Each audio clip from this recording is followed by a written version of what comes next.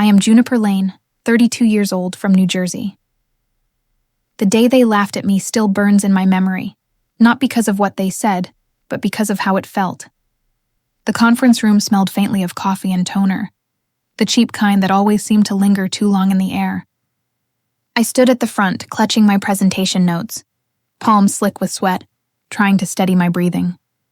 The screen behind me displayed my design, the project I'd spent 6 months building after hours, pouring my soul into it. I thought this was my chance to finally be seen, to prove I wasn't just another quiet voice lost in the noise of corporate politics. But when I finished my pitch, silence filled the room. Then my manager, David Kent, with his smug smile and polished watch, leaned back in his chair and chuckled. "Juniper," he said, his voice dripping with mock sympathy. "That's cute, really. But we're talking about real strategies here, not fantasy projects from someone who doesn't understand how business works." A few others laughed. Softly at first, then louder. The sound sliced through me. My throat went dry. I forced a smile, pretending his words hadn't just shattered months of effort.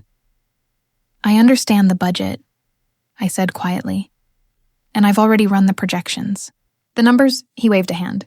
"Relax, Lane, we've got this handled. Why don't you stick to what you're good at? You know, formatting and taking notes." More laughter. I wanted to disappear. After the meeting, I gathered my papers with trembling hands while they kept talking. About lunch, about golf, about anything that wasn't me. David clapped me on the shoulder on his way out. "Don't take it personally," he said. "Not everyone's cut out for innovation." His touch felt like acid. As the door shut behind him, I exhaled shakily, blinking back tears. My reflection in the dark screen stared back, the same woman who once believed that hard work could silence condescension. But in that moment, I realized something life-changing. They weren't laughing at my idea. They were laughing because they thought I'd never rise above them. Have you ever experienced this kind of betrayal? Share your story in the comments. And subscribe if you believe no one should be treated this way. That night, I sat alone in my apartment, surrounded by stacks of unpaid bills and cold takeout containers. My cat, Luna, curled up beside me, purring softly as if to remind me I wasn't completely alone. I opened my laptop and stared at my project again, the one they mocked. The design was for a sustainability platform that could reduce company waste by 30% using AI-driven analytics. It wasn't cute. It was revolutionary. But in that office, no one had cared. Not because it was flawed, but because it came from me. The woman who didn't play golf, didn't go for drinks after work, and didn't flirt her way through promotions. I was invisible, and they liked me that way. The next day, I overheard them talking in the break room. "Did you see her face?" one coworker whispered. "She actually thought they'd take her seriously," another replied. "Poor thing. She's too nice for this business." Their laughter echoed like static in my ears. Something inside me hardened. I stopped defending myself. I stopped explaining. And I started watching, quietly, carefully. I noticed how David took credit for ideas that weren't his. How he sweet-talked clients, then belittled his team behind closed doors. How every woman who tried to rise up was pushed back down with a smile. It wasn't incompetence that kept people like me stuck. It was control. And that's when the thought first sparked. Small, dangerous, electric. If I can't rise within this system, I'll build my own. For weeks, I went through the motions at work, smiled when required, nodded through meetings. But each night, I came home and built something of my own, a refined version of my project, stripped of company branding and fueled by my own data. Luna would sit beside the keyboard, watching me type until sunrise. I told myself I was doing it just to prove a point, but deep down, I knew it was more than that. I was preparing for freedom. Then came the breaking point. One afternoon, I walked into a meeting to find my presentation slides, my exact work, being used by David. He stood at the front, confidently walking the executives through my design, but with his name at the bottom.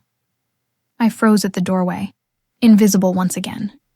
He was smiling, charming, taking bows for what I had built. One of the execs clapped. "Impressive, David. This could really change our efficiency numbers." David grinned. "Just doing my job." And then, as if fate itself wanted to test me, he saw me in the reflection of the glass wall and smirked. I felt my pulse roar in my ears. My hands trembled. I didn't confront him, not then, because that would have been exactly what he expected. Instead, I walked away, quietly, calmly. And for the first time in my life, I wasn't just angry. I was focused. That night, I deleted every trace of my design from the company server. Then, I opened a new folder on my laptop and titled it Project Phoenix. I smiled bitterly. "If they want a laugh," I whispered to Luna, "let them. But when I rise, I'll make sure they never forget who I am." Luna meowed softly, as if in agreement. I started working with a ferocity I didn't know I possessed. I'd build my company in silence. I'd turn every insult, every laugh, every stolen idea into fuel. They thought they'd broken me, but all they did was light the fire. Weeks turned into months. My days at the office became numb repetition, but my nights were alive. I networked quietly online, reaching out to small tech firms, data scientists, and mentors who believed in innovation over ego. I learned to pitch, to negotiate, to code. Each sunrise found me stronger, sharper, hungrier. And with every new line of code, every new spreadsheet, every new plan, I could almost hear their laughter fading. By the time the company announced layoffs, I was ready. When David called me into his office to break the news, he wore that same smug expression. "I hope there are no hard feelings, Juniper," he said. "It's just business," I smiled. "None at all. In fact, I've been preparing for this." He blinked, confused. "Preparing?" I picked up my box of things, met his gaze, and said, "You'll find out soon enough." That night, I walked out of that building for the last time. The wind was cold, but I didn't shiver. For the first time in years, I wasn't walking away defeated. I was walking toward something mine. And I swore to myself that the next time they said my name, it would be with regret. They say invisibility is a curse, but for a while I thought it was protection. After the layoffs, I found a smaller job at a marketing firm in Newark. Nothing glamorous, just enough to keep the lights on while I worked on Project Phoenix in secret. My new office was smaller, quieter, and colder in a different way. There were no open insults here, only polite dismissal. At my old job, they'd laughed at me out loud. Here, they smiled while ignoring me completely. I sat at the end of the long rectangular table during morning briefings, surrounded by colleagues who never learned my name. My manager, Clara Dawson, was the kind of woman who built her empire on charm and fear. Flawless hair, sharp heels, and sharper words. "Let's move forward with Kyle's proposal," she said one morning, flipping through a stack of papers. "Great work, Kyle," I blinked. It was my work. My data, my design. I'd submitted the proposal under the team folder, and he'd simply swapped the author name. Kyle flashed me a grin from across the table. I waited for Clara to notice. She didn't. No one ever did. At lunch, the office buzzed with easy laughter, plans for happy hour, vacations, relationships. I sat alone, eating microwaved noodles, pretending to check emails. I told myself it didn't matter. I wasn't there to belong. I was there to survive. But deep down, I wanted someone to see me. Not for pity, but for proof that I mattered. One night, as I was packing up, Clara stopped by my desk. "Juniper, right?" she said, already looking past me at her phone. "Yes," I said softly. "You're detail-oriented. That's good. We need reliable people to keep things steady." I forced a polite smile. "Thank you." She didn't notice the tremor in my voice. Or maybe she did and didn't care. As she walked away, her heels clicked like punctuation marks in a sentence I was tired of hearing. "You are not enough." Have you ever experienced this kind of betrayal? Share your story in the comments, and subscribe if you believe no one should be treated this way. That night, back in my small apartment, I opened my laptop again. Project Phoenix glowed on the screen. My lifeline, my rebellion, my secret weapon. I'd started coding a prototype. A clean interface, data inputs, predictive waste analysis models. It was rough, but it worked. Slowly, my ideas began to breathe again. But as I worked, exhaustion hit me like a tide. My eyes burned from staring at the screen for hours. The rent was due. Luna's food was running low. I was surviving on caffeine and stubbornness. Still, when I looked at what I'd built so far, I whispered to myself, one day, they'll see. Days blurred into weeks. At the office, the pattern repeated. Silence, invisibility, dismissal. I became the ghost that fixed everyone's mistakes without ever being thanked. When clients complimented our reports, Kyle smiled. When numbers went wrong, Clara turned to me. Juniper, she'd say, frowning over her glasses, could you take another look at this? I'm sure it's just a small error. It was never an error. It was always their oversight. I'd stay late fixing things no one would notice. The cleaning crew began greeting me by name, the only people in that building who did. One evening, as I left, I overheard voices in Clara's office. Honestly, Kyle said, she's smart, but she doesn't have presence. You know? People like that don't lead. Clara laughed softly. Exactly, she's dependable. Some people are meant to support, not shine. Their words hit like stones, not because they were wrong, but because part of me had started believing them. I went home and sat in the dark for a long time, staring at the city lights outside my window. Why did I care so much? Why did I keep expecting fairness from people who thrived on hierarchy? Then I remembered the night David had stolen my work. The same smirk, the same dismissal. Different names, same game. And I realized something crucial. If I kept waiting for permission to be seen, I'd die invisible. So I made a choice. Every evening after work, I dedicated myself to Project Phoenix like it was sacred. I studied online business strategy, user experience, venture capital, all free courses, all late at night. I stopped checking social media.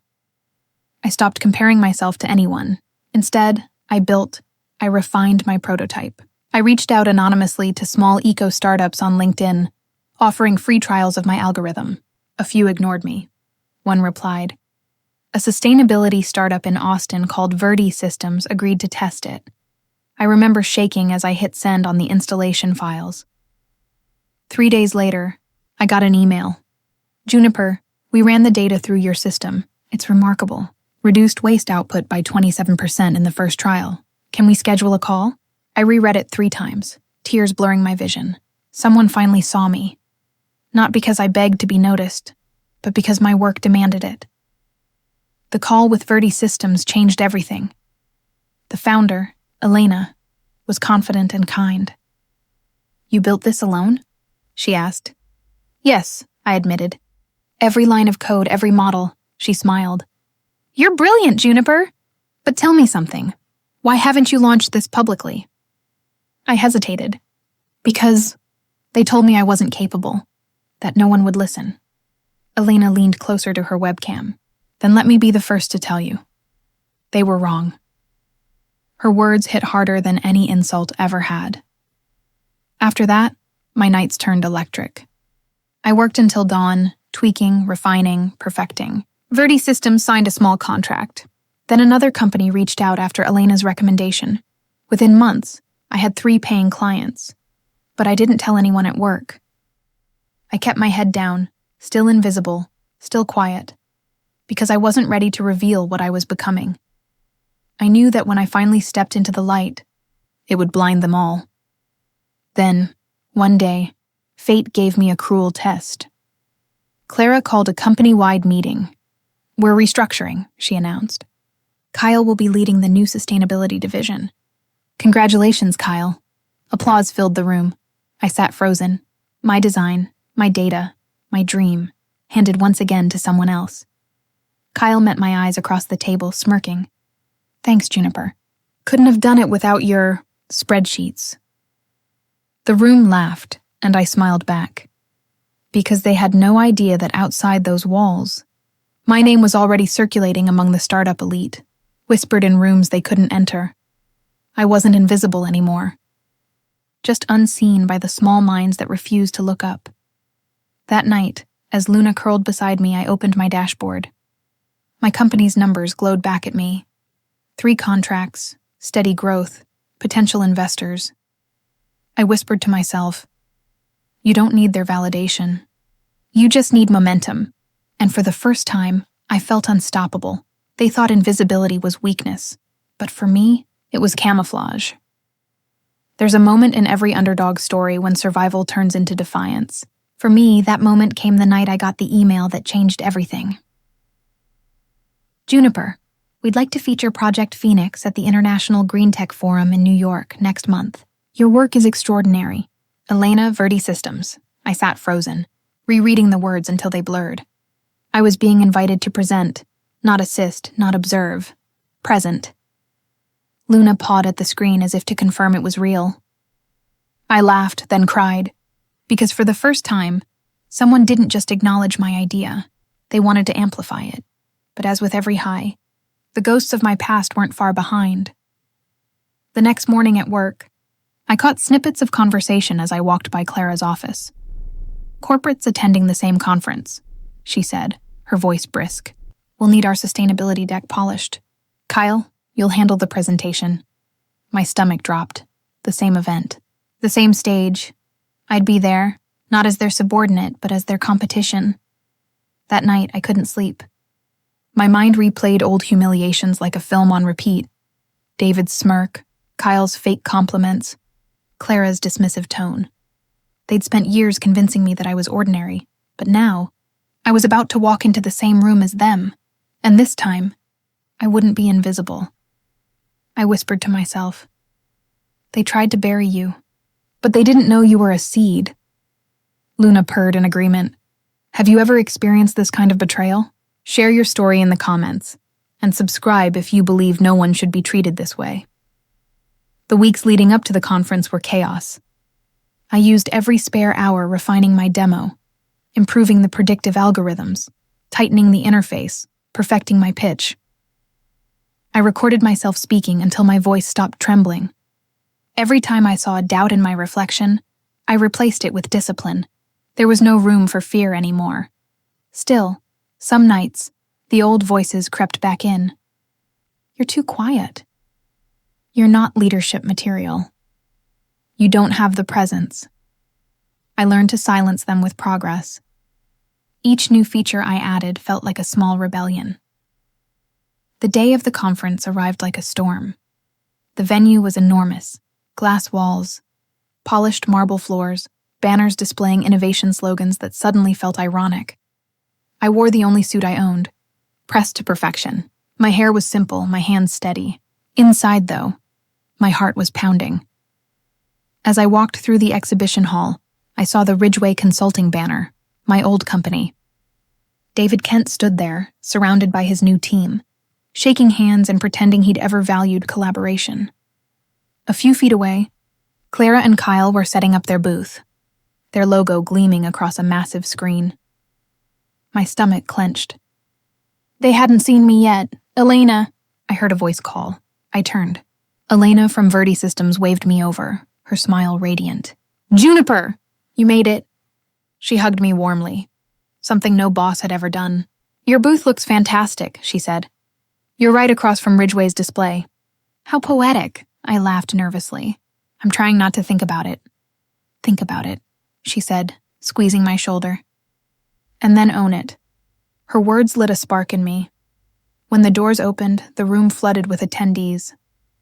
I stood behind my booth, presenting Project Phoenix to investors, engineers, and journalists.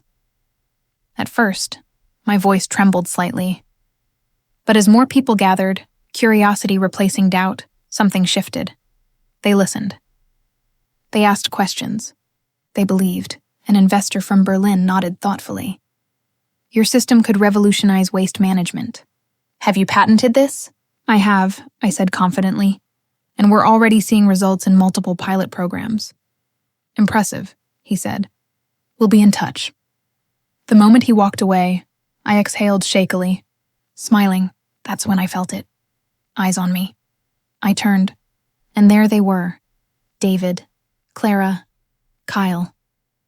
Their expressions were priceless, a mix of confusion, disbelief, and irritation. David whispered something to Clara. She frowned.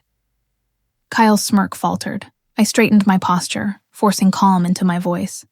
"Good morning," I said sweetly. "Didn't expect to see you here." Kyle blinked. You're presenting?" "I am," I said, gesturing to my banner. "Founder and CEO, Project Phoenix." Clara's jaw tightened. "You started your own company?" "Yes," I replied, after realizing my last one didn't recognize potential when it was right in front of them. David's smile didn't reach his eyes. "That's impressive, Juniper. Really," I met his gaze. "Thanks. I learned from the best what not to become." He chuckled uncomfortably. "You always were ambitious, and you always underestimated me." They left soon after, but not before Clara muttered something under her breath. A bitter mix of envy and disbelief. For the first time in years, their presence didn't make me shrink. It made me stand taller, because the girl they laughed at was gone, and in her place stood a woman who built her own stage. Later that afternoon, I gave my official presentation on the main stage. The lights were blinding, but the silence that followed my first sentence was even louder. The kind of silence that means people are listening. I told my story, without naming names, about what it felt like to be dismissed, to be laughed at, to have your dreams stolen, and still keep building in the dark. I ended with one line that came straight from my gut. When they tell you that you're not good enough, don't argue. Just outgrow the room they're in.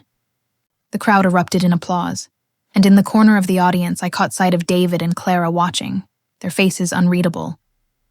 But I didn't need their reactions anymore. This moment was mine. Afterward, journalists surrounded me. Investors asked for meetings. Elena hugged me again, tears in her eyes. "You did it, Juniper. They'll never forget this." And she was right.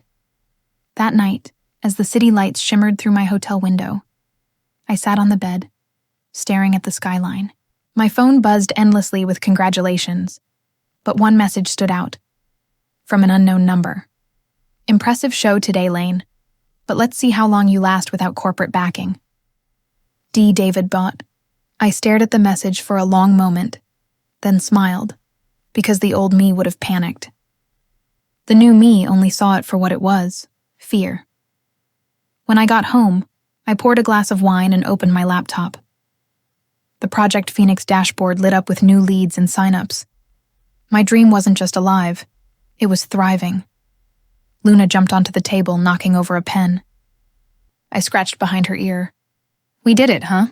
She purred, and for the first time in a long time, I let myself laugh, freely, fully, beautifully, because every dream they tried to kill had bloomed in spite of them.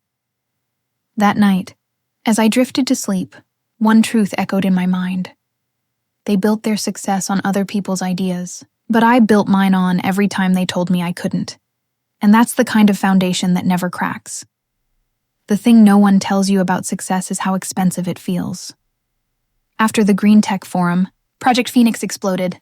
The presentation went viral online, small tech blogs, then national outlets, then a feature in a digital magazine titled "The Woman Who Built an Empire from Rejection."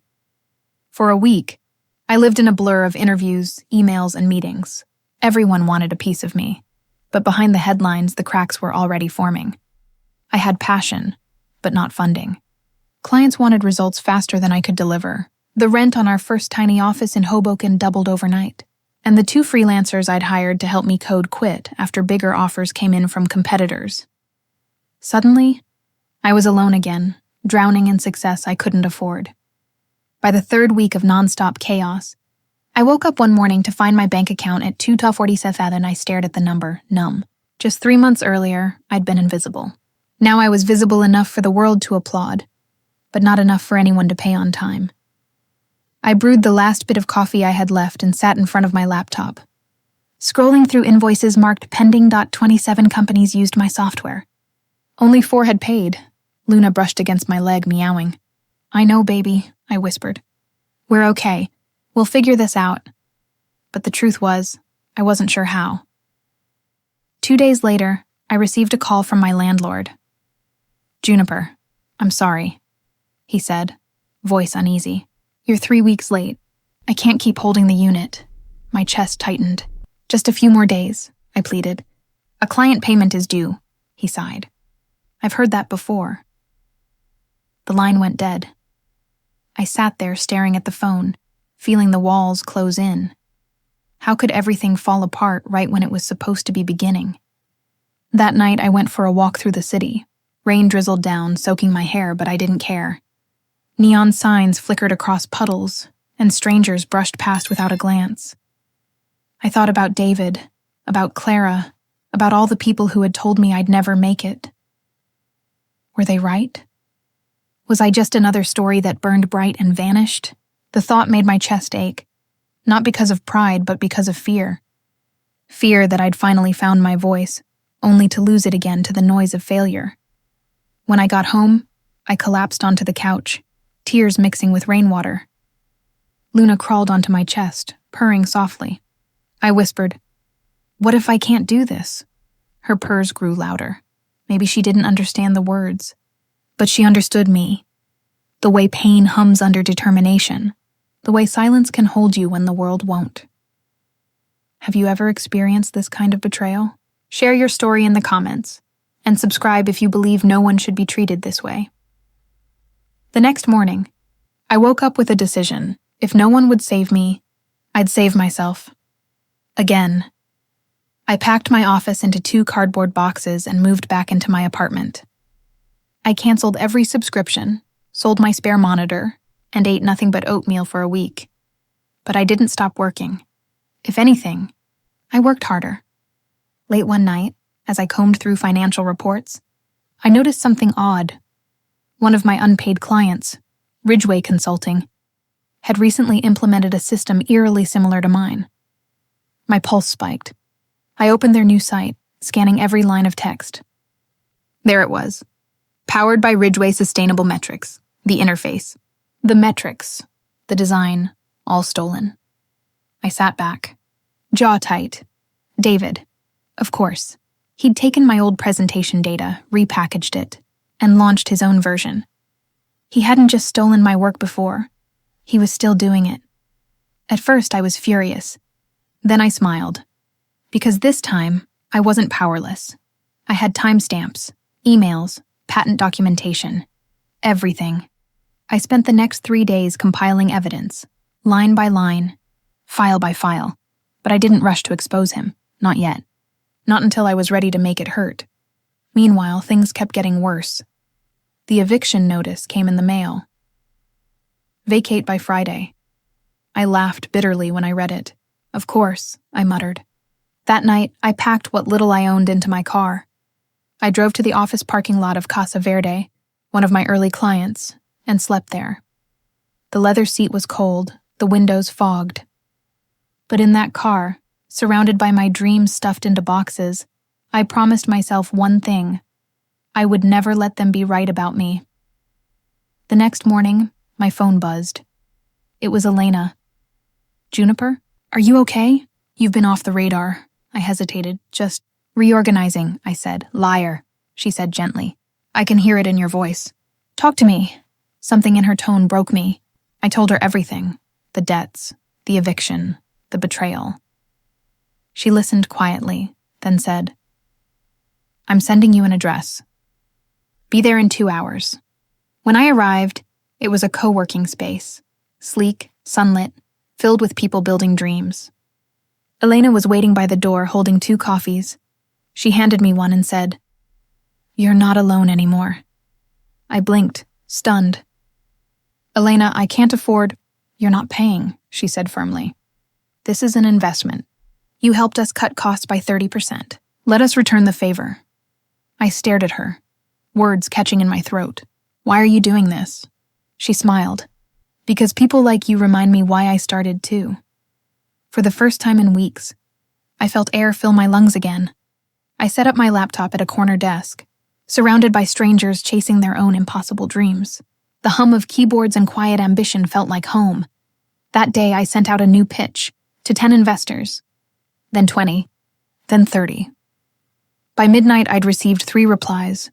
1 week later, I was on a call with a venture capitalist named Mason Grant. He listened as I explained my model, the analytics, the environmental impact. When I finished, he leaned back in his chair. Juniper, I've seen hundreds of startups, but yours feels like it's solving something real. Because it is, I said quietly. He smiled. Let's talk partnership. After the call, I sat in silence, staring at the sunlight spilling across the desk. I thought about all the nights I'd cried over unpaid bills, all the times I'd begged for validation, and I realized something simple. The world doesn't reward the loudest. It rewards the ones who refuse to quit when no one's listening.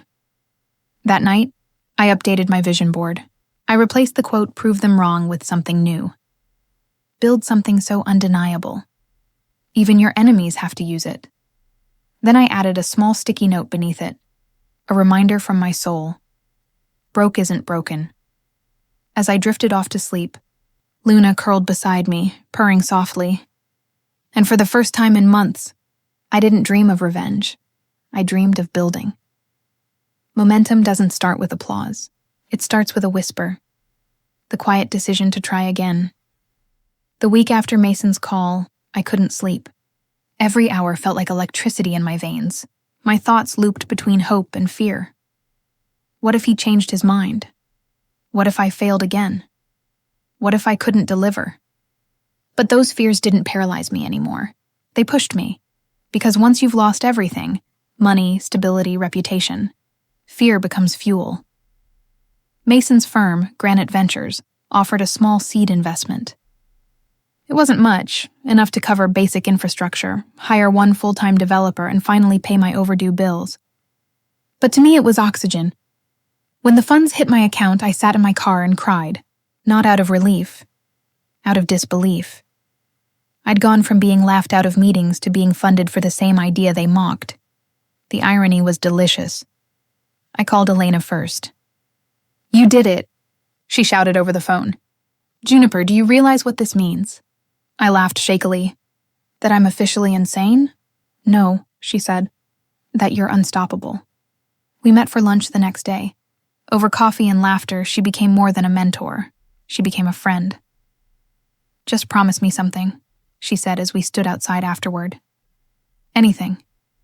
When you make it, and you will, don't turn into them."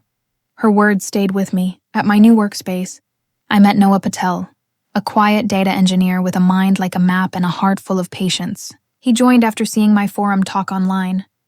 "I believe in what you're building," he told me. "You just need the right architecture." He was right. My prototype had vision, but not scalability. Noah restructured the code, smoothed the algorithm, and turned my fragile project into a product that could actually change the world. Together, we spent endless nights surrounded by energy drinks and tangled wires, fixing bugs while Luna sat on the keyboard demanding attention. Every success, every new client, every data milestone felt like light breaking through cracks in the dark. One evening, as we worked late, Noah looked up from his screen. "You ever think about what drives you?" he asked. I paused. "Revenge," I admitted. "At least it used to," he nodded. "And now?" "Now it's not about proving them wrong," I said slowly. "It's about proving that I never needed them to begin with."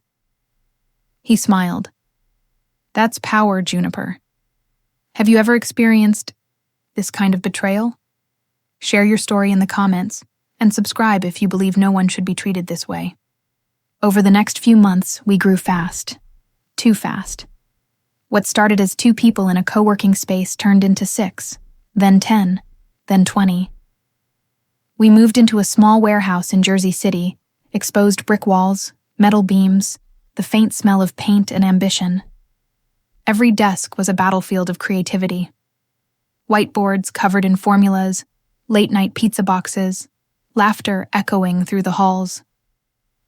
For the first time, I wasn't building alone. Project Phoenix became Phoenix Analytics, Inc., officially registered, trademarked, and alive. Then came the call that felt like destiny. Juniper, Mason said, you've been shortlisted for the Global Sustainability Innovator Award. You'll be pitching live in front of investors from 5 countries. I froze. Are you serious? He chuckled. Dead serious. You've built something incredible. Now show them. After I hung up, I sat in silence, staring at my reflection in the laptop screen. My chest was tight, not from fear, but from recognition. This was the moment I used to dream of, the stage I'd built in my mind when they told me I wasn't meant for one. And now, it was real. But the spark of triumph came with a shadow. One morning, Noah stormed into my office holding his tablet. Juniper, look at this. He played a video, a press release from Ridgeway Consulting. David stood there, confidently, announcing their new proprietary sustainability platform. It was my old design again, rebranded, repackaged, and now being pitched as if he invented it. I stared at the screen, numb. Noah cursed under his breath. He's stealing your thunder right before your award pitch. My pulse pounded. It wasn't just plagiarism, it was sabotage. They know exactly what they're doing, I said coldly. They're trying to drown me out before I can speak. So what do we do? I closed my eyes, inhaling slowly. Then I smiled. The kind of smile that comes when you've finally learned the game. We don't fight back, I said. We outperform. For the next 3 weeks, we rebuilt everything. Faster, stronger, smarter. We integrated real-time data feeds, added machine learning layers, automated visual dashboards. Our system wasn't just functional anymore. It was revolutionary. And I didn't tell anyone about the award. Not even Mason. Not until the day before the event. Because this time, I wasn't giving anyone a chance to underestimate me. The night before the presentation, I couldn't sleep. I sat in the office alone, surrounded by the hum of servers and the faint glow of the city through the window. On my desk lay an old photo, me at my first job, standing beside David and the team that once humiliated me. I stared at my younger self. She looked tired, eager, naive. But her eyes were still bright. I didn't fail you, I whispered. It just took me a little longer to become who you needed. I slipped the photo into my folder and closed my laptop. Tomorrow, the girl they laughed at would take the stage, and this time, no one would be laughing. The morning of the event was electric. The auditorium buzzed with energy, journalists snapping photos, investors murmuring over lattes. As I stepped backstage, I caught a glimpse of David shaking hands near the front row. My pulse raced, but not from fear, from satisfaction. He looked relaxed, unthreatened. Good. Let him think I was small, because when I walked out there, I'd show them what a quiet storm looked like. When the announcer called my name, Juniper Lane, founder of Phoenix Analytics, the room erupted in polite applause. I walked to the podium, heels clicking on polished wood. 10 years ago, I began. Someone told me I wasn't cut out for innovation. They said I didn't have the presence to lead. I paused. The crowd fell silent. They were right about one thing, I continued. I don't lead with presence. I lead with proof. The screen behind me lit up with live data projections, energy savings, emission reductions, company growth. Numbers that spoke louder than any insult ever could. The crowd leaned forward, captivated. Even from the stage, I could see David's smile falter. I closed with the line that had carried me through every failure. You can't silence a voice that learned to speak in code. The audience rose to their feet. Applause thundered through the hall. I bowed my head slightly, not in pride, but in gratitude, because this moment wasn't revenge. It was resurrection. When I stepped off the stage, Noah hugged me tightly. "You did it," he said. I smiled through tears. We did it. In that moment, surrounded by the people who believed when no one else did, I finally understood what success was supposed to feel like. It wasn't noise. It was peace. The first real sign that I'd made it wasn't an award or a headline. It was fear. Not mine, but theirs. 2 weeks after the Global Sustainability Innovator event, Phoenix Analytics was everywhere. Investors called. Partnerships formed. Emails flooded in. Overnight, we went from a scrappy startup to a serious player. And somewhere in that chaos, I realized David's company had gone silent. No press releases, no interviews, no boasts, just quiet. The kind of quiet that comes before panic. We rented a real office, our own. Not a borrowed co-working corner or a warehouse with leaky pipes, but a glass-walled suite overlooking the Hudson. It wasn't huge, but it was ours. On move-in day, the team gathered around with pizza boxes and cheap champagne. Noah grinned at me, raising his glass. "To the woman who made silence her strategy," he said. I laughed softly. "And to the team that made noise impossible to ignore." We clinked plastic cups, laughter bouncing off the glass. But inside, my mind was already elsewhere, 3 steps ahead, tracing the lines of a revenge plan I hadn't fully admitted even to myself. At night, when everyone else went home, I'd stay behind. The city outside glowed like an endless grid of opportunities and regrets. That's when I'd open the folder on my laptop titled Ridgeway Public. Inside were files, emails, screenshots, proof of David's intellectual theft, his falsified project claims, even client complaints swept under the rug. I'd been gathering them quietly for months, thanks to Noah's help and a few discreet whistleblowers still inside Ridgeway. They thought I was just building a company, but really, I was building an army of truth. Have you ever experienced this kind of betrayal? Share your story in the comments, and subscribe if you believe no one should be treated this way. By spring, Phoenix Analytics had doubled in size. Our client list included 2 Fortune 500 companies and a government contract in review. Yet the more we grew, the more haunted I felt by the idea of unfinished business.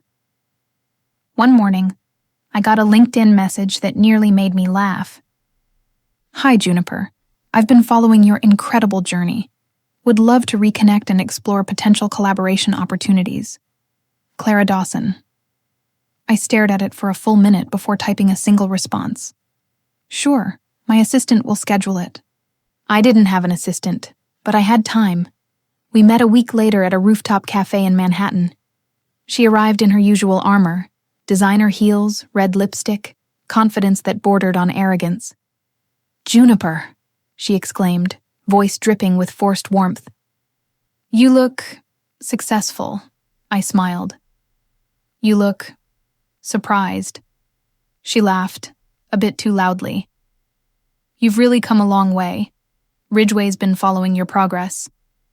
"I bet," I said, sipping my coffee. "David mentioned he'd love to find a way to collaborate. You know, join forces. Join forces." The irony almost made me choke. I leaned back. "Funny.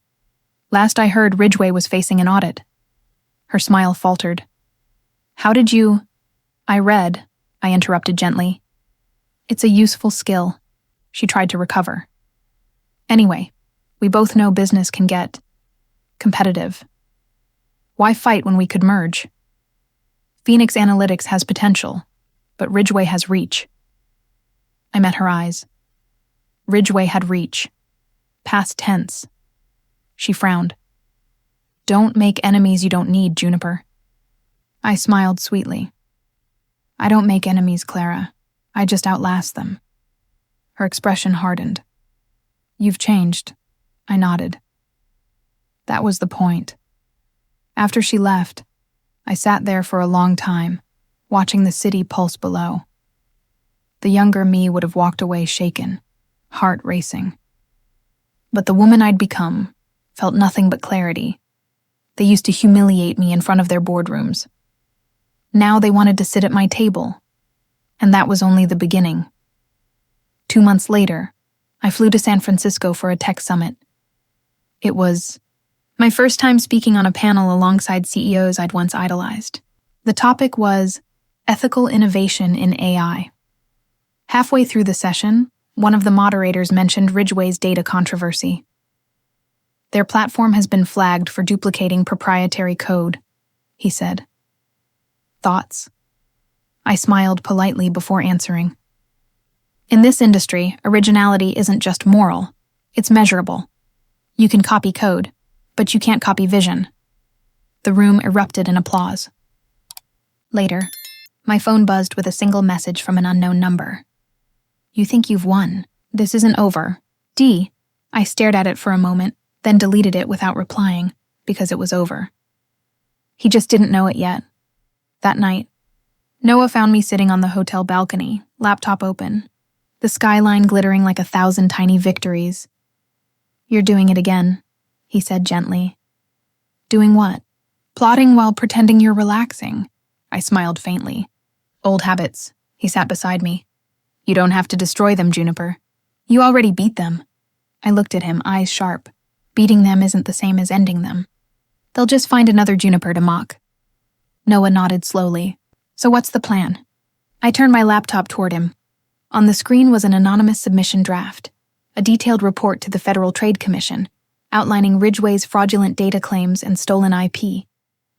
He whistled softly. That's surgical. It's justice, I said. He hesitated. You sure you want to do this quietly? You could take credit. I shook my head. No, silence got me here. Silence will finish it. The report went live 2 weeks later. I didn't tell anyone. Not Mason, not Elena, not the team. But when the news broke, the impact was seismic. Headlines exploded. Ridgway Consulting under federal investigation for intellectual property theft. CEO David Kent faces lawsuit over fraudulent claims. By the end of the week, Ridgway's stock had plummeted. David's smug grin vanished from every article. I didn't celebrate. I didn't even smile, because revenge, when done right, doesn't taste like triumph. It tastes like closure. A month later, Clara called again. I didn't answer. Instead, I looked out my office window at the skyline and whispered, You taught me to fight for visibility. Now I'm the one they can't stop watching. Noah walked in, holding a coffee. Everything okay? Perfect, I said softly. Just tying loose ends, he smirked. You're terrifying when you say that. I laughed. Good, let them be afraid. That evening I gathered the team for a small announcement. Phoenix Analytics, I said, is expanding. We're opening our first European branch. Cheers erupted.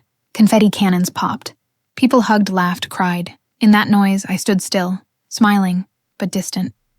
Because beneath the celebration, I felt the weight of everything that led here. Every humiliation, every lonely night, every moment they made me feel small. And now, standing under the glow of success, I finally whispered to myself. They built my silence. I just turned it into a strategy. Later, as I walked through the empty office, I paused by the glass wall overlooking the river. The city lights reflected off my reflection. No longer timid, no longer invisible, and for the first time, I saw not the woman who'd been mocked in boardrooms, but the one who'd learned to command them.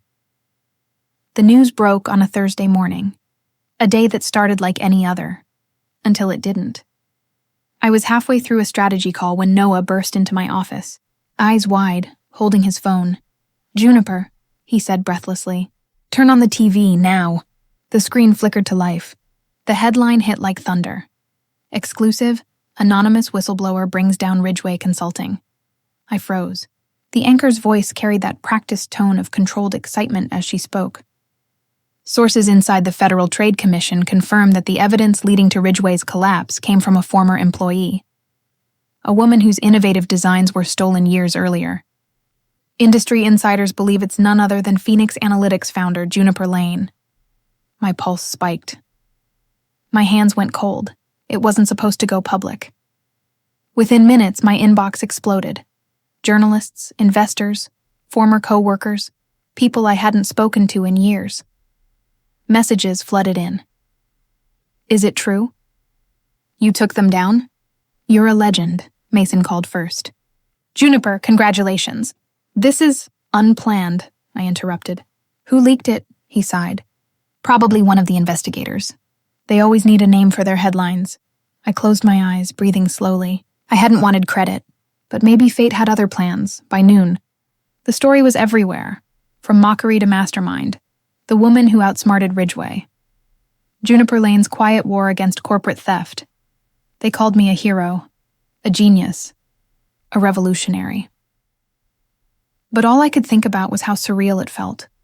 The world finally seeing me not as the invisible one, but as the force behind the curtain. At the office, the team was electric. Applause erupted when I walked in.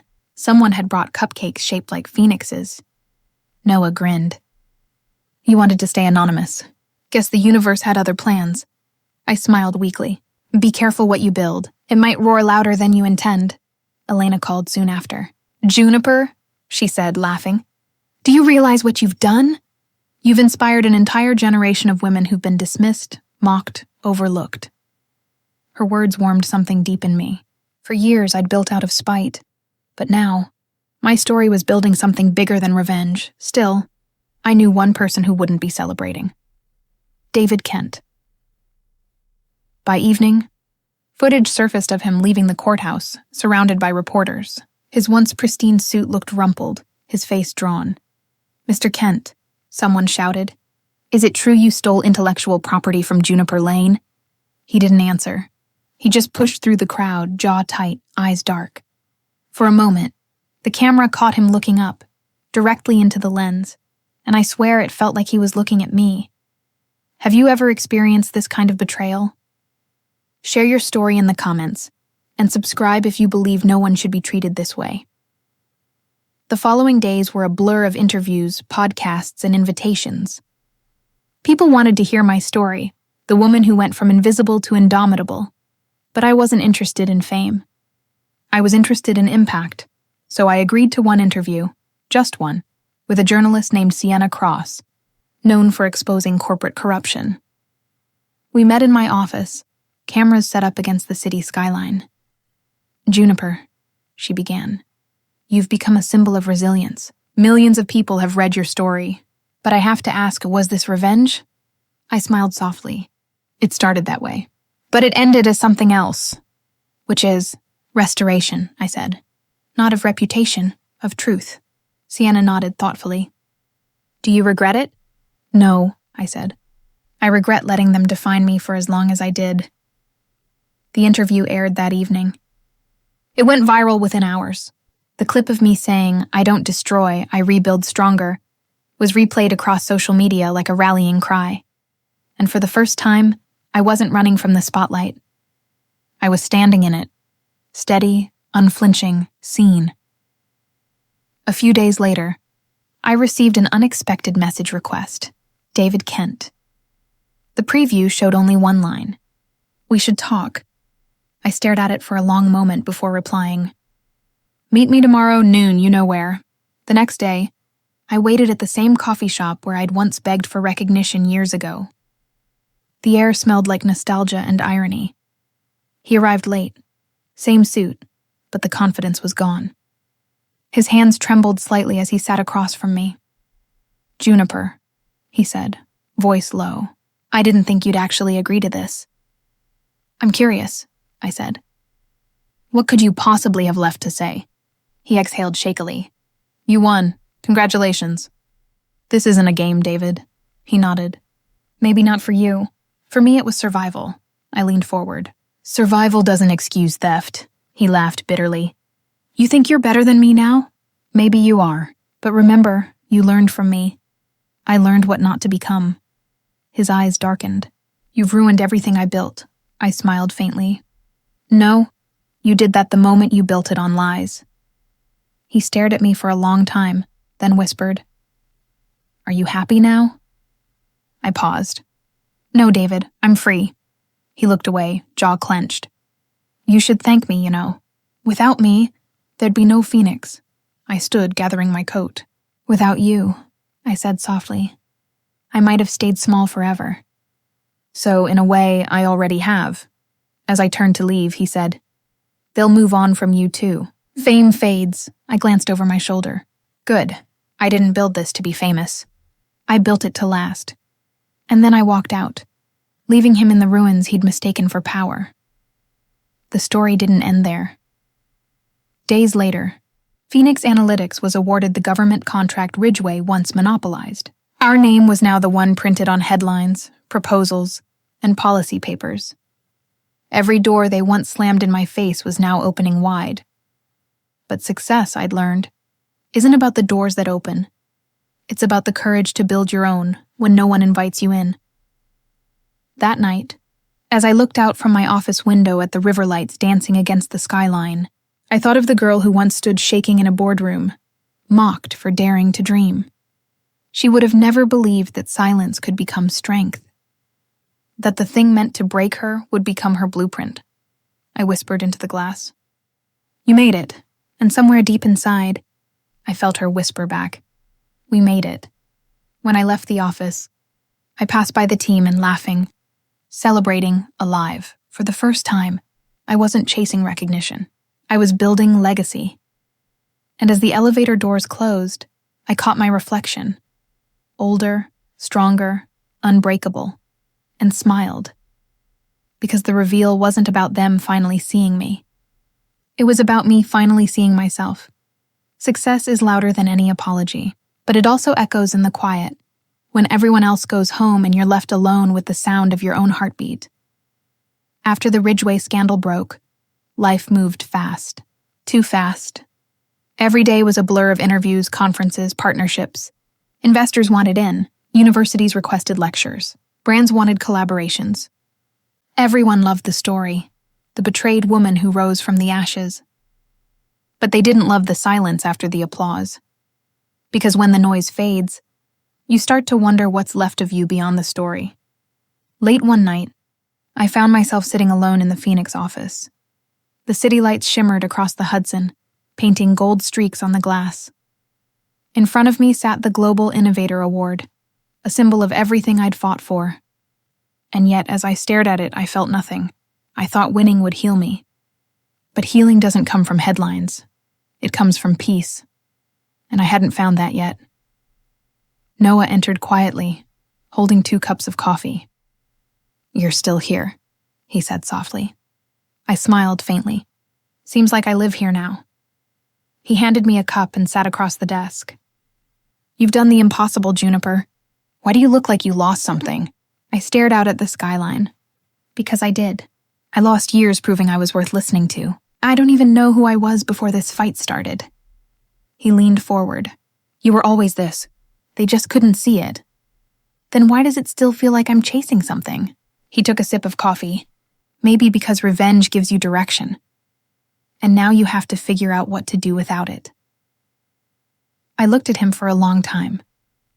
You think it was revenge? He smiled gently. I think it started that way, but now, it's redemption. His words lingered long after he left. For years, I had built Phoenix as my shield. Proof that I wasn't what they said I was. But now that the war was over, the shield felt heavy. Who was I without an enemy? Have you ever experienced this kind of betrayal? Share your story in the comments, and subscribe if you believe no one should be treated this way. A week later, I was invited to speak at a charity gala for women in tech. I almost declined, but something inside told me to go. The ballroom was glittering with chandeliers and champagne flutes. I stood at the podium, looking at hundreds of faces. Some young, some seasoned. All of them searching for hope. When it was my turn to speak, I didn't talk about success. I talked about silence. They told me silence meant weakness, I said. But silence is power. It's the space where strategy grows, where voices sharpen, where purpose forms. You don't have to shout to make change. You just have to refuse to quit. The crowd rose to their feet. And for the first time, I didn't feel like the woman who'd been betrayed. I felt like someone new, someone whole. After the event, a young woman approached me. She couldn't have been older than 22. "Ms. Lane," she said nervously. "I was fired from my job after my boss stole my idea. Everyone told me to move on, but hearing your story, it gave me hope." I smiled gently, placing a hand on her shoulder. "Then don't move on, move forward. There's a difference." She nodded, tears in her eyes. As she walked away, I realized that maybe this was what it was all for. Not to destroy, but to rebuild. Not for me, but for others who needed to see that rebuilding was possible. That night, I called Elena. "You sound lighter," she said. "I think I finally understand what you meant," I replied. "About what?" "About not turning into them." She laughed softly. "Took you long enough," I smiled. "I thought revenge would fix everything. Turns out it just cleared the space so I could start fixing myself." The following week, I received an unexpected email from David Kent's former assistant. "Juniper, David resigned today. He's selling what's left of Ridgeway. He said you were right. He built everything on lies. I think he wanted you to know." I stared at the screen for a long time. No satisfaction, no gloating, just quiet.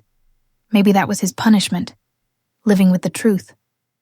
And maybe mine was learning to live without needing it. A month later, I visited my old neighborhood in New Jersey. The same cracked sidewalks, the same tiny diner I used to dream my way out of. The waitress, recognizing me from the news, smiled. "You're that tech lady, right? The one who took down that big company?" I laughed softly. Something like that. As I sipped my coffee, I glanced around, the worn booths, the hum of the jukebox, the distant chatter. It hit me then. I hadn't been back here since before everything fell apart. Back then, I was just Juniper, a woman who believed in something no one else could see, and maybe that was enough. When I returned to the office, I called a meeting. The team gathered, expectant. "I've made a decision," I said. "I'm stepping down as CEO." Gasps filled the room. Noah blinked. "You're what?" I smiled. "It's time. Phoenix doesn't need me to lead it anymore. It needs to grow beyond me." "But this is your company," he protested. I nodded. "Exactly, and the best thing I can do for it is trust it to live without me." For a moment, silence filled the air, heavy, then freeing. Elena, on the video call, finally said, "That's not quitting, Juniper. That's evolution," I laughed. "Maybe I'm finally ready for peace." My last day at Phoenix was surreal. The office was filled with flowers, laughter, and quiet tears. Noah gave a small speech, his voice breaking. "You didn't just build a company, Juniper. You built a belief that no one gets to decide your worth but you." I smiled, holding back tears. "Then my job here is done." As I packed up my office, I left one thing behind, a framed photo of our first team. On the back, I wrote a single line. "Never forget, silence can be louder than screams." That evening, I walked along the river, wind brushing my hair, the city reflecting on the water like fragments of a dream.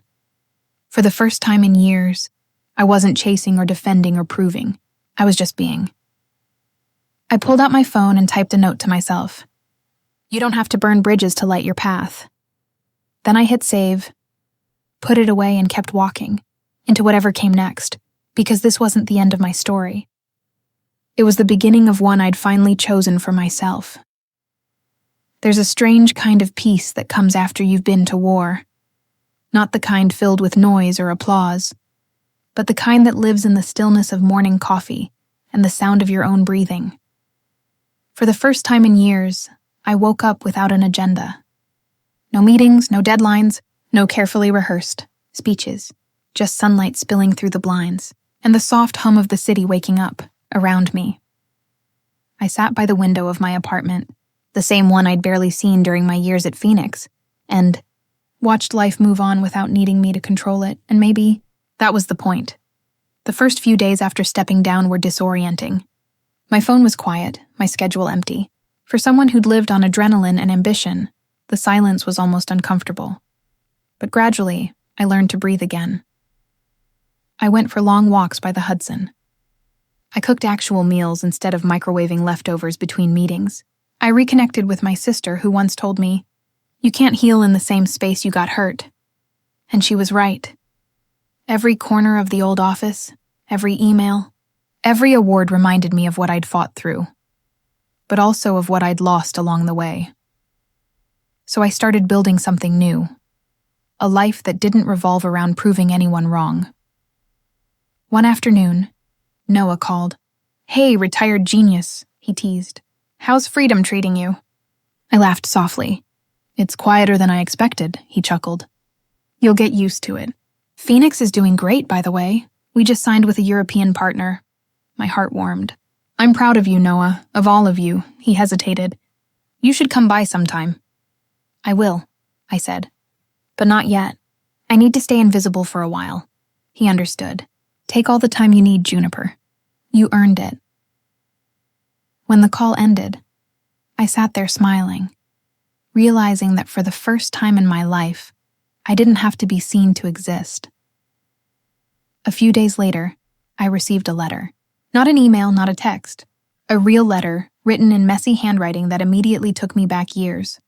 It was from David Kent. I almost threw it away.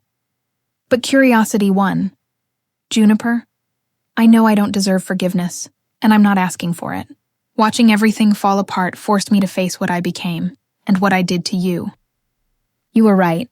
I built everything on lies, and in the end, those lies buried me. You didn't destroy me, Juniper. You freed me. I hope you find peace. Maybe I will too. David." I read it 3 times. My heart didn't race. My hands didn't shake. I just felt still. I slipped the letter into a drawer, not as a trophy, but as proof that closure doesn't always come with punishment. Sometimes it comes with understanding. Have you ever experienced this kind of betrayal? Share your story in the comments, and subscribe if you believe no one should be treated this way. That night, I took Luna, my cat who had been through every late-night coding session and sleepless milestone, onto the balcony. The air was cool, the skyline glowing like a living heartbeat. I whispered, "We did it." Luna purred softly, curling against my arm. It wasn't the kind of victory that needed celebration. It was the kind that lived quietly in the bones, knowing you walked through fire and didn't come out hollow. A few weeks later, I got invited to a mentorship event for young women in STEM. At first, I hesitated, but something told me this was part of the new chapter I'd been avoiding. The event took place at a community center in Newark. The audience wasn't investors or executives. It was high school girls with big dreams and no idea how cruel the world could sometimes be. When I stood on stage, I didn't talk about Ridgeway or lawsuits or revenge. I talked about doubt. When I was your age, I told them, I thought success meant proving others wrong. But real success is proving to yourself that you were right to believe in you. A girl in the front row raised her hand. What if everyone around you keeps telling you you're not enough? I smiled softly. Then stop listening, because their voices only matter if you give them volume. Afterward, one of the girls hugged me and whispered, "You made me believe I can do it too." And in that moment, I realized that every humiliation, every sleepless night, every betrayal, it all led me here. To this quiet, unglamorous victory, lifting others instead of fighting ghosts. Weeks turned into months. I started traveling, small towns, quiet beaches, old bookshops. I kept a journal everywhere I went. I wrote about mistakes, memories, forgiveness, and slowly my words stopped sounding like revenge stories. They started sounding like healing. Sometimes I'd catch news about Phoenix, awards, new branches, innovation grants. It made me proud. Not because they still mentioned my name, but because they didn't have to. Phoenix was never about me. It was about what was possible when someone dared to rise from ruin. One morning, I received an email from Elena. "There's talk of adapting your story into a documentary. Interested?" I stared at it for a long moment before replying, "Only if it's not about the fall or the revenge. Make it about the rebuild." By summer, I bought a small cabin upstate. No Wi-Fi, no distractions.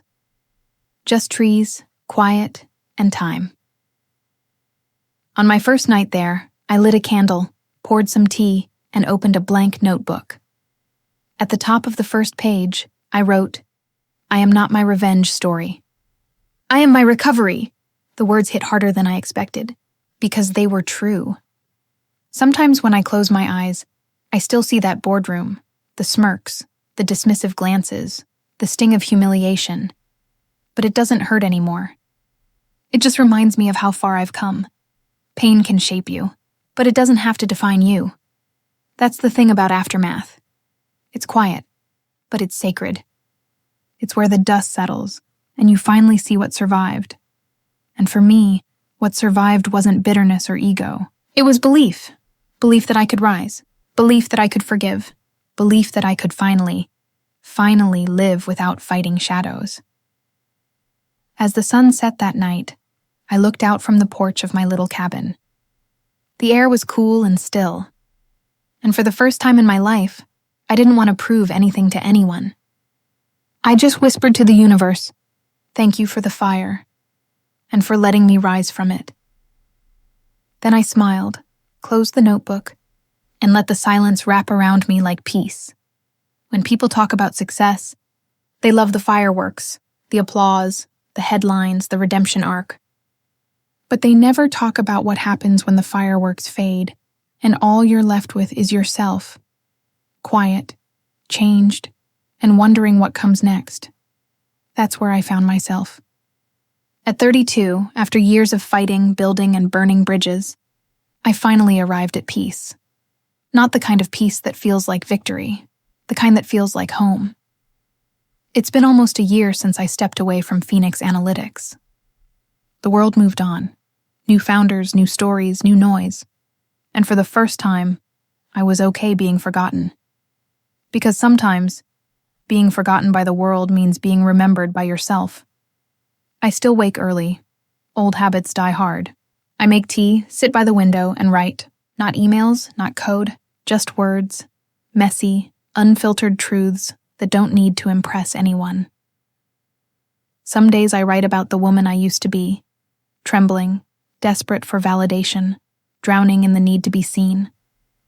Other days, I write about the woman I became, steady, unapologetic, unshakable.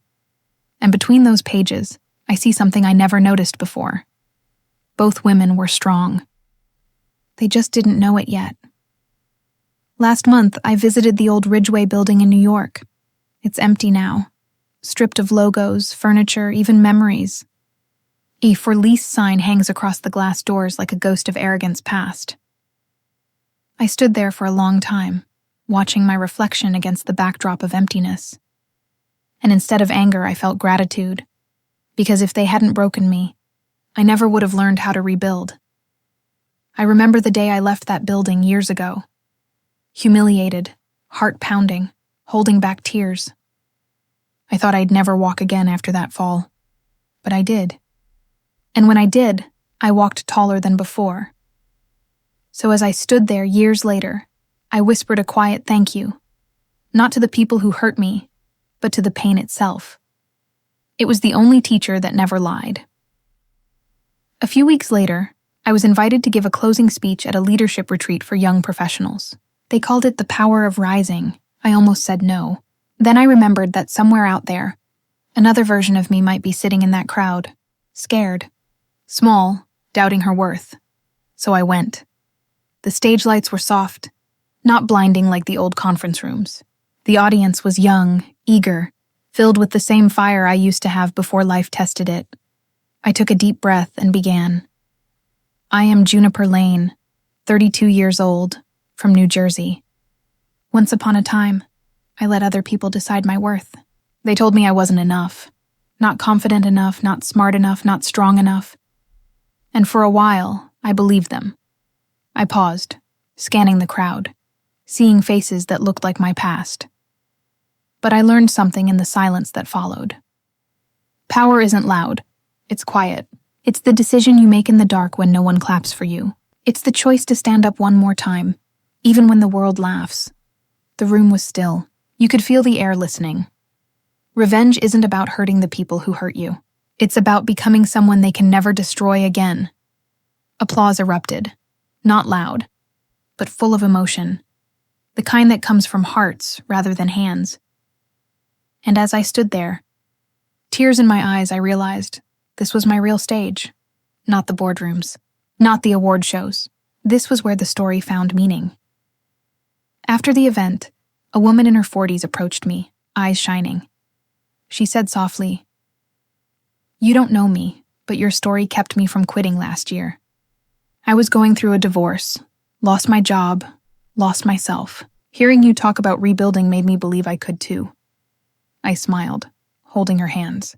"Then we're both proof that endings can be beginnings." She nodded, tears falling freely. "Thank you." When she walked away, I sat in the quiet corner of the hall, letting her words wash over me. That was when it hit me. The revenge wasn't the point. The ripple was, because when you rise, you don't just lift yourself. You give others permission to rise too. Have you ever experienced this kind of betrayal? Share your story in the comments, and subscribe if you believe no one should be treated this way. That night, I returned to my cabin. I lit a single candle, opened my journal, and wrote, "Revenge built my wings. Forgiveness taught me how to fly." I stared at the words for a long time. Then I smiled, because I finally understood. Forgiveness wasn't about letting them off the hook. It was about unhooking myself from the pain. I used to think justice was about balance, them losing what they took from me. But real justice is peace, and peace is priceless. The next morning, I stood outside watching the sunrise. The sky stretched open in soft shades of orange and gold, as if the universe itself was saying, "Start again," and I did. I started teaching, not coding, not analytics, but resilience. Helping others rebuild after failure, betrayal, heartbreak, turning pain into power. Because if my story could heal even one person, then none of it was wasted. Sometimes, when I think back to the girl who first walked into that Ridgeway boardroom, I wish I could reach through time and whisper to her, "Don't cry, sweetheart. They're not rejecting you, they're redirecting you." And maybe she'd believe me, or maybe she'd have to walk through the fire first. Either way, I'm proud of her, because she became me. Now, when I look in the mirror, I don't see the scars. I see the survivor, the strategist, the storyteller. I see a woman who turned silence into strength and pain into purpose. And maybe that's all I ever needed. Not to win, not to prove, but to become. As the candlelight flickered across the pages of my journal, I wrote the final words of my story, not for them, not for revenge, but for me. And if my story resonated with you, please like, subscribe, and share it with someone who might need to hear that they too deserve respect and unconditional love. Because sometimes the victory isn't loud. Sometimes the family we create, through connection, courage, and compassion, is stronger than the one we were born into.